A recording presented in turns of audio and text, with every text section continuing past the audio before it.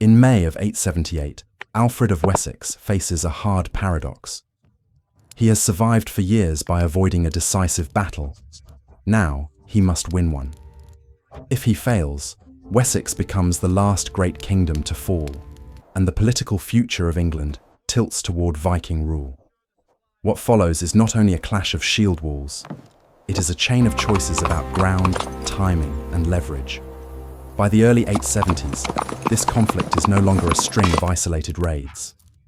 The great heathen army has already broken major Anglo-Saxon kingdoms, placed clients on thrones, and learned which royal centers can be exploited.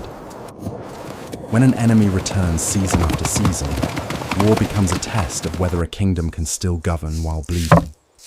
Therefore, Wessex is fighting for continuity, not for a single dramatic day. Each side wants something different. Alfred's goal is survival with legitimacy. He needs an independent Wessex that can raise men, collect resources, and keep leaders loyal. Guthram's goal is durable advantage.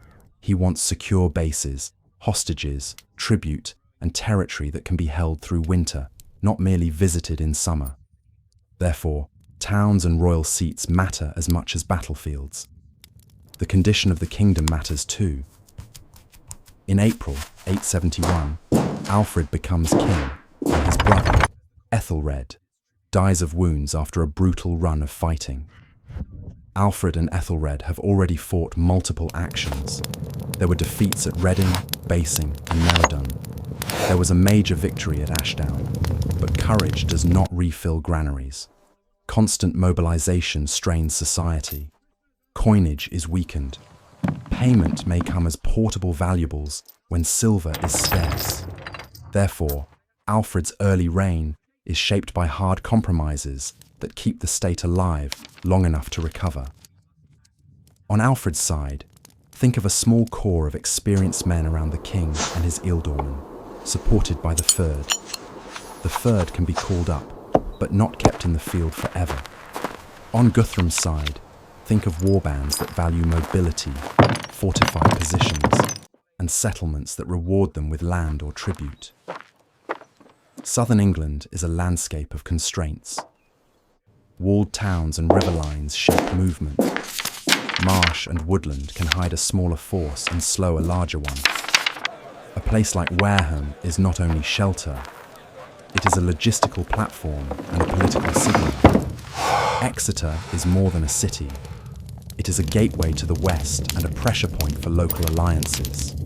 In Somerset, wet ground and wooded approaches can break pursuit and make survival possible even for a small band. This is where large numbers do not automatically translate into control. This is where a larger force cannot always deploy its full strength. Alfred's first major problem is time. After the fighting of 871, Wessex is worn down. On after his accession, Alfred fights a hard battle near Wilton and is ground toward defeat. In that condition, a king must choose between pride and survival. Alfred seeks peace through payment, even if it is politically costly. When coinage is strained and the economy is weak, value may be handed over as portable items, crosses, chalices, rings, torques, anything that can be carried and counted. That kind of payment does not inspire love. It can anger powerful men who must provide it. It can bruise a king's reputation, yet it also keeps the kingdom functioning. Fields are planted. Leadership remains in place. The machinery of rule does not fully seize up. Therefore, the state survives the season. The Vikings adjust their focus. Halfdan's forces pull toward London and the east. Mercia, under King Burgred, also chooses to pay rather than fight, and each payment drains authority. As 872 progresses, the invaders face some resistance.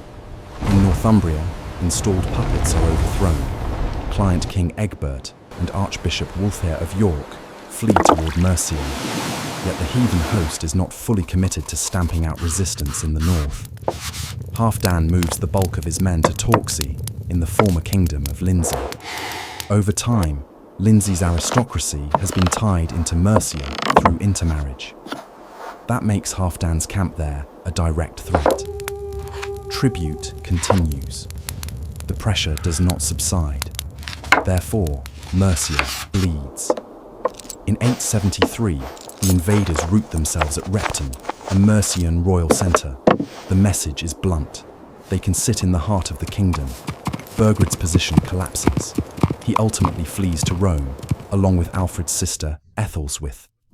The invaders install a puppet ruler, described in one source as a foolish king's then.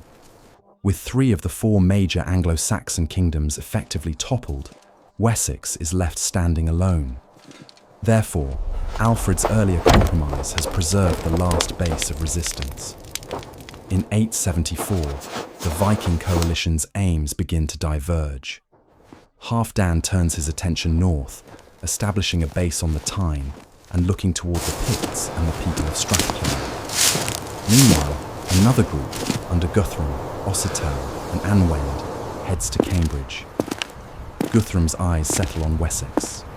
In the summer of 875, Alfred leads his men against 7 enemy vessels, capturing one and driving the others away. It is a small success. It does not remove the central threat, which is Guthram's ability to choose when and where a crisis begins. Later that year, or early in the next, Guthrum makes his move. West Saxon scouts have watched the enemy camp for some time. Guthrum still manages to advance into Wessex during the night. The arrival at Wareham is swift and impressive. Guthrum now occupies an important royal centre, deep inside Alfred's territory and about 140 miles from Cambridge. At first glance, Guthrum's position looks risky. He is deep in enemy country and far from overland supply. But then news arrives that changes the balance. A large Viking fleet has been sighted off the south coast. With ships in play, Wareham becomes a hinge. Land forces and sea forces can support each other. Alfred is forced to think in 2 directions at once. Alfred negotiates again. An agreement is reached that Guthrum will leave the kingdom. Hostages are exchanged. The deal is sealed by an unusual pledge. Guthrum swears on a holy ring. The Anglo-Saxon Chronicle describes this as something not previously granted to others. Another source, Ethelwerd, suggests the arrangement may have been more unbalanced, perhaps involving payment to encourage departure. Whatever Alfred hopes for, those hopes collapse quickly. Guthrum betrays the agreement. Instead of leaving for East Anglia or Mercia, he moves by night to Exeter. Exeter is an ancient walled city, and its location matters. From there, Guthrum could potentially connect with disaffected Cornish groups in the west. The Cornish have their own history of conflict with Wessex. A new alignment is not impossible. Therefore, Exeter represents more than shelter. It represents political risk. Then fortune turns. Guthrum's fleet, said to be 120 ships, sets out from Poole Harbour and is smashed by a storm near Swanage. The loss is total. At a stroke, Guthrum's leverage vanishes. Alfred encircles Exeter and presses the advantage. Guthrum yields as many hostages as Alfred demands, including men of enough status to deter another betrayal. By the summer of 877, Guthrum withdraws from Wessex. After that withdrawal, the map hardens. At Gloucester, within Ceolwulf's Mercia, older arrangements are activated. Part of Mercia remains under Ceolwulf. Gloucester stays with him. The east is distributed among Guthrum's men. Watling Street becomes a practical boundary. This cultural and legal split will endure for centuries. Therefore, the war begins to produce borders, not just battles. Alfred may hope that the dismantling of Mercia has satisfied Guthrum. If he hopes that, he is corrected. Guthrum has learned that brute force is not the only way to defeat a king. Deception can do the work. Around Christmas of 877, events come to a head at Chippenham. Guthrum strikes with characteristic stealth during the Twelfth Night celebrations. The attack is sudden.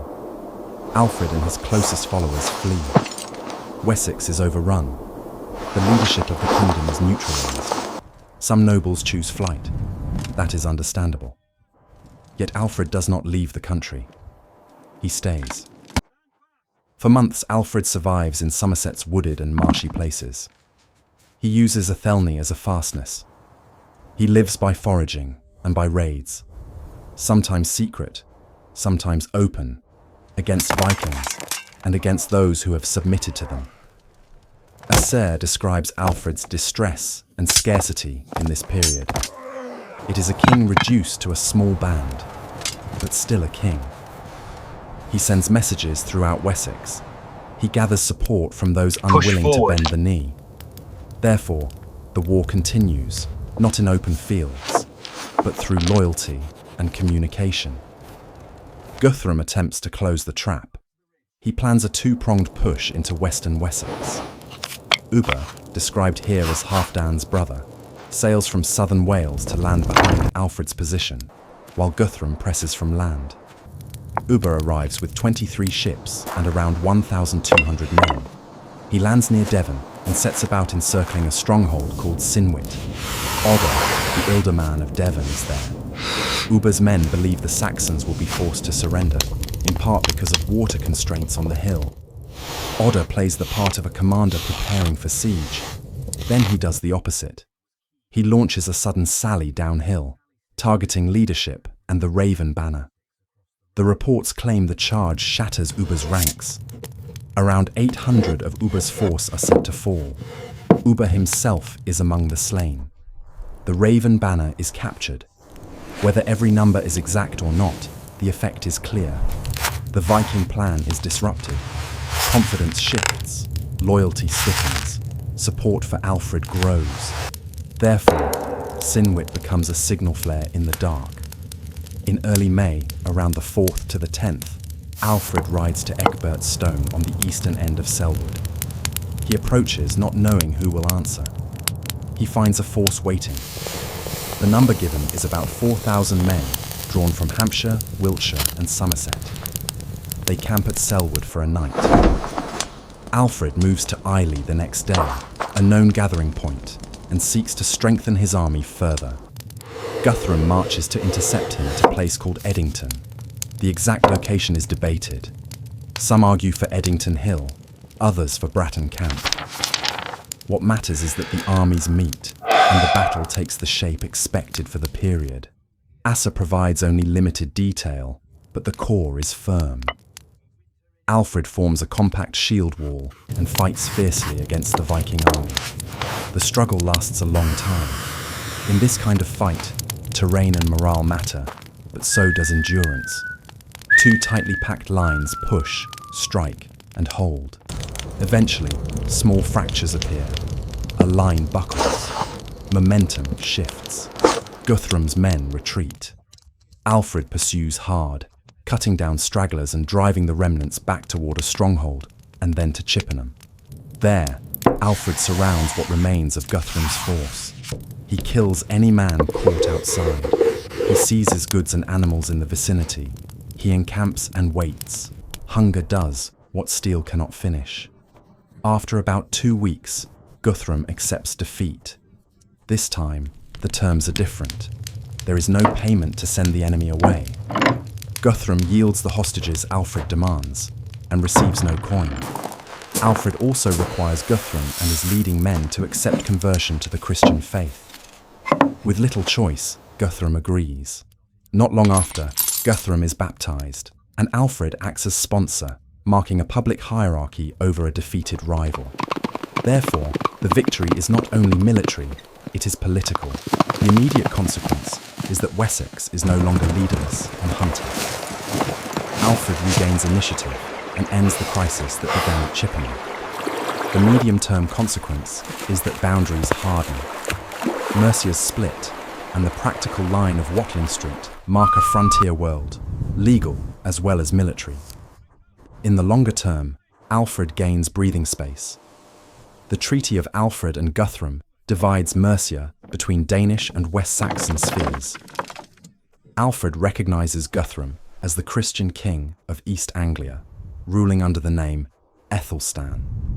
This arrangement grants Wessex a crucial period of relative peace.